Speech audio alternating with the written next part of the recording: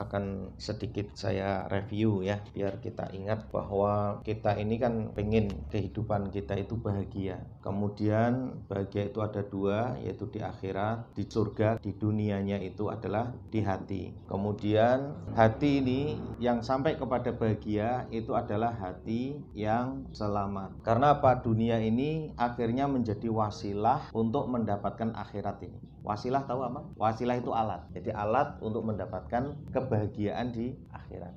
Nah, persoalannya ketika kita di dunia ini untuk menjadikan hatinya bersih, selamat ya, menuju ibadah kepada Allah itu sangat sulit. Kenapa? Karena ada yang menghalangi. Siapa yang menghalangi? Syaitan dari golongan jin dan manusia. Jin itu ya dari dalam memang melalui aliran darah. Yang akhirnya apa? Mempengaruhi, menghalanginya dengan dunia. Dunia isinya apa? Ada tiga, harta, tahta, dan wanita. Kenapa sampai dia itu terjerumus ke dalam ketiga hal ini? Di sini ada peran setan jin dan setan manusia. Jadi setan jin mempengaruhi melalui dalam, setan manusia dari luar. Untuk mengantisipasi masalah ini, solusinya itu ya zuhud itu yang sudah kita bahas. Persoalannya adalah dari keinginan bahagia agar kita tidak terkontaminasi dengan tiga ini, walaupun tidak bisa 100%, sampai kita harus bisa belajar untuk zuhud itu ada penghalang dari internal ini. Namanya apa? Nafsu. Manusia sendiri untuk mendapatkan kezuhudan, karena zuhud itu bagian daripada ibadah kepada Allah, itu juga susah. Kenapa? Karena di sini ada nafsu ini.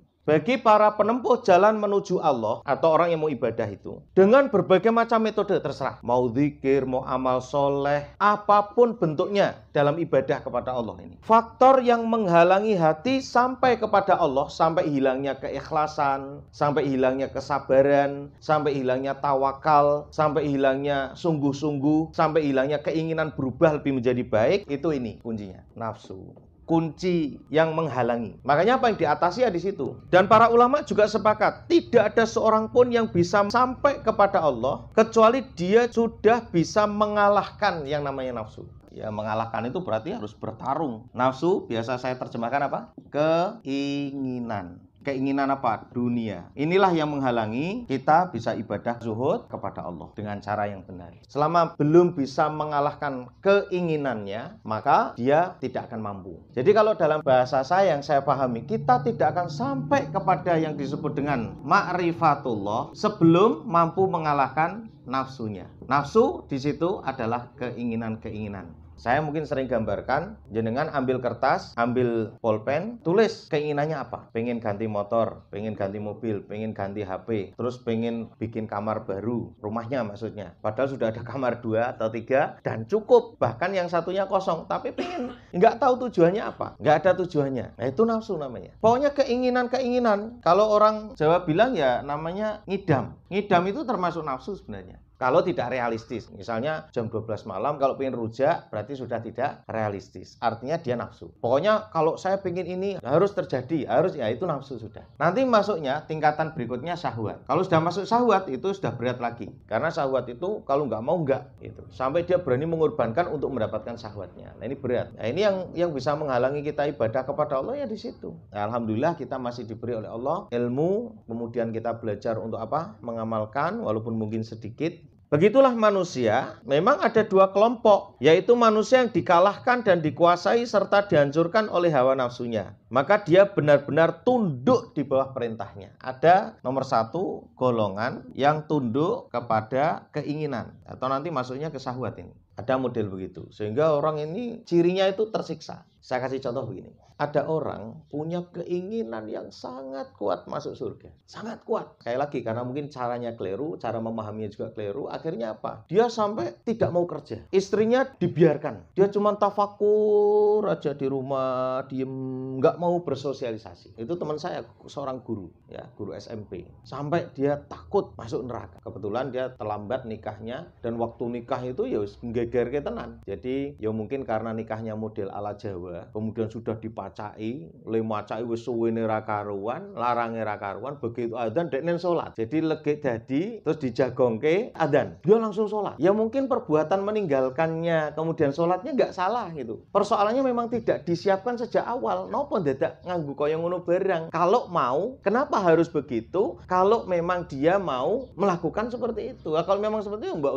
usah dipacai gitu kan. Atau model ngantenanya yang gimana caranya? Duhur selesai. Jadi begitu duhur sudah selesai semua, jadi sudah dibongkar semua pakaiannya. Atau kalau berduhur bagaimana asar bisa selesai. Nah ini kan akhirnya jadi mengacaukan semua acara itu orang ini. Disitulah pentingnya kita itu tidak hanya sekedar maaf ya. Kita paham untuk diri sendiri tapi juga bagaimana memahami orang lain. Nah bagaimana orang lain biar bisa paham? Ya sejak awal ditoto. Misal contohnya begini, ya nanti gini bilang sama orang tuanya, Pak, Bu, saya model nikahnya tidak usah dilihat. Jadi nanti saya biasa-biasa aja sehingga nanti kalau sholat saya langsung bisa sholat. Kan enak gitu kan. Itu berarti ketakutan dilandasi dengan ilmu karena memperhatikan yang lain. Lah ini teman saya ini ketakutannya itu tidak dilandasi memahami orang lain. Jadi ketakutannya pokoknya saya itu mau takut sama Allah, tapi caranya begitu. Akhirnya banyak yang dikorbankan, akhirnya dibenci, seperti itulah hasilnya. Jadi masa sih seperti itu kan? Masa sih Islam itu secara memahami takutnya kepada Allah lalu kemudian bisa mengacaukan seluruh sisi-sisi sosial dengan orang lain? Ya tidak mungkin. Faktanya orang-orang dulu ya, Rasulullah, para sahabat paling takut kepada Allah. Tapi kan tidak mengacaukan begitu, ya kan? Tidak mengacaukan seperti itu.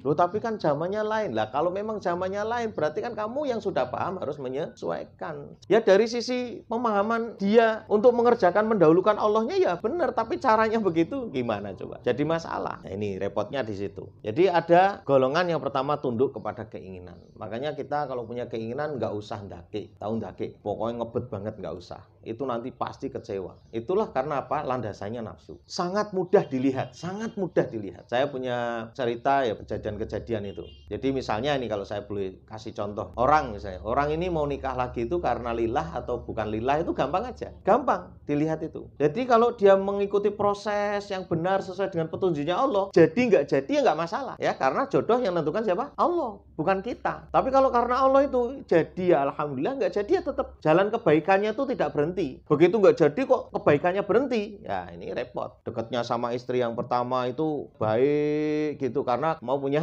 istri lagi. Begitu tidak jadi berhenti. Ya itu namanya bukan lillah. Kalau lillah itu dia jadi nggak jadi ya tetap baik. Itu contohnya aja. Kalau dari sisi antara kauliyah dengan kauniyah itu nggak bisa dibohongi. Nggak bisa. Ya nggak bisa dibohongi. Kemudian golongan yang kedua adalah golongan yang dia berhasil mengalahkan nafsu, berperang, dan bisa melawan. Dengan melihat temen, oh, kamu itu kerja sama saya bareng ya 5 tahun. Kowe kok wis iso tuku NMAX gitu. Wah ini dia akhirnya punya keinginan. NMAX itu dunia apa akhirat tuh? Dunia. Kecuali kalau NMAX-nya buat ngaji, buat ngantar orang ngaji, bantu banyak orang, monggo. Tapi hanya untuk sekedar aja nyari dunia. Ya kalau nyari dunia niatnya benar karena Allah. Kalau bukan, ini kan jadi persoalan juga. Nah itu yang bikin kita susah. Jadi ruwetnya kehidupan itu bukan dari Allah memberikan keruwetan kepada kita, karena salah kita, caranya yang keliru. Lah orang yang berhasil mengalahkan nafsu ini luar biasa. Pasti hidupnya tenang. Tidak mungkin orang hidupnya itu tidak tenang itu dia mengatakan saya mampu mengalahkan nafsu, saya nggak mungkin. Ya, ketenangan hidup itu karena dia mampu mengalahkan keinginan-keinginannya. Karena apa? Orang yang zuhud dia sudah tidak lagi punya keinginan. Makanya dia pasti sudah bisa mengalahkan nafsu. Makanya materi zuhud saya sampaikan dulu. Karena apa? Ini menjadi bekal saya menerangkan gampang bagaimana cara mengalahkan nafsu yaitu dengan zuhud. Tapi mau zuhud, kekuatan setannya itu yang mendorong. Ketika kita sudah mau mengalahkan, nanti gengsinya muncul. Masya Allah. Jadi diantaranya seperti itu. Misalnya pengen punya motor, itu kan pengennya yang bagus. Kenapa? Kan keren dilihat orang. Lah itu sudah keliru lagi sudah. Keren dilihat orang. Lah dilihat orang itu sudah berarti dia sudah keluar dari penglihatan Allah. Akhirnya dia paksakan. Ya, yang sudah punya motor Mio yang sebenarnya sudah tidak punya hutang, akhirnya dijual utang. Lah yang jadi masalah utangnya itu loh. Hanya sekedar untuk mencari dunia saja. Lah makanya saya menghimbau ya kepada kita semua, kita jadikan apa yang kita miliki bermanfaat di akhirat. Semuanya nanti akan tahu bagaimana cara Allah menyelesaikan urusan kita yang berat. Yang punya hutang nanti dibayar ke sama Allah gitu. Ya, kalau boleh saya kasih contoh begini. Kita kan kalau doa apa? Rabbana atina fid dunya hasanah. Ya Allah, datangkan kepada kami dunia yang baik. Tapi begitu nggak punya beras, dia bilangnya begini. Ya Allah, kok beras Mas Raskin kok nggak datang-datang. Pertanyaan saya, Bramo sama Raskin baik mana? Baik Bramo. Kenapa kok mintanya Raskin? Berarti dia ndungone ora klop. Antara yang diminta sama Allah dengan perbuatannya nggak klop. Makanya tidak dikabulkan. Kita harusnya yang klop. Saya kasih contoh. Saya punya teman saya punya istri, istrinya hamil, kemudian operasi, kelahiran. Saya tidak tahu jumlahnya berapa, mungkin sekitar 12 juta. Orang ini kerjanya tidak punya gaji, jadi serabutan. Kemudian dia tidak punya tabungan. Tabungannya di mana? Di langit. Bahasanya begitu, bahasa kitanya. Ketika dia operasi nggak punya duit. Terus kemudian teman saya itu mendengarkan pengajian tentang kisahnya Sayyidah Hajar dengan Ismail ketika di padang pasir. Begitu Ismail itu nangis, kelaparan, kemudian ibunya ikhtiar. Saya ulangi apa? Ikhtiar. Ikhtiar itu berusaha. Lari-lari dari sofa ke marwah, sofa ke marwah, sofa ke marwah, dan berzikir kepada Allah. Kemudian Allah turunkan malaikat Jibril, mengepakkan sayapnya tepat di kaki kanan Ismail, muncullah air Zam-Zam. Ibunya yang berikhtiar, kemudian anaknya yang diberi rezeki. Ketika cerita itu dia tangkap, dia mencoba tiru. Jadi waktu istrinya melahirkan harus sudah mau keluar, nggak punya uang itu, apa yang dia lakukan? Dia mencoba mondar-mandir dari rumah sakit ke rumah. Dari rumah sakit naik motor sambil berzikir, istighfar sama sholawat. Astagfirullah, astagfirullah, astagfirullah. Allahumma sholli ala Muhammad, Allahumma sholli ala Muhammad, sallallahu ala Muhammad, sallallahu ala Muhammad. Terus baru 2 kali bolak-balik dia dapat telepon dari adiknya. Padahal adiknya sudah bertahun-tahun tidak pernah hubungan, tidak pernah telepon, jangankan kok ngasih uang. Kata dia ini adalah adik paling pelit, dimintai 1.000 rametu gitu ibaratnya. Tapi orang yang justru paling pelit dan tidak pernah berhubungan ini telepon dia, katanya kamu istrinya di rumah sakit. Iya, saya mau kirim uang. Seperti itu. Dia kaget. Oh iya. Akhirnya nomor rekeningmu berapa? Dikasihlah dia. Sejumlah 11.100. Kurang berapa? 900. Ini kurangnya. Saking senengnya dapat telepon, dia berhenti di putaran yang kedua. Jadi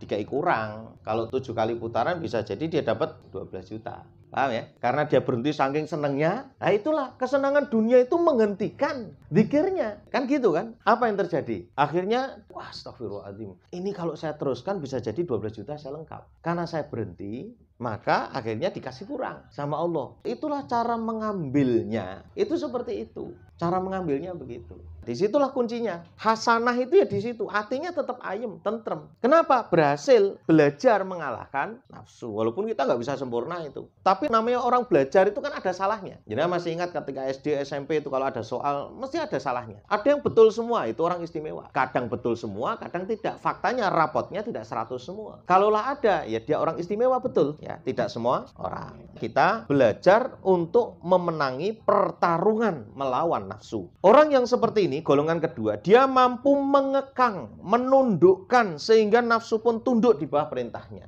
Makanya dalam satu hadis itu, engkau belum dikatakan cinta kepada Nabi Muhammad atau mengikuti Nabi Muhammad sebelum bisa mengalahkan nafsunya. Di atas apa yang dibawa oleh Nabi Muhammad SAW.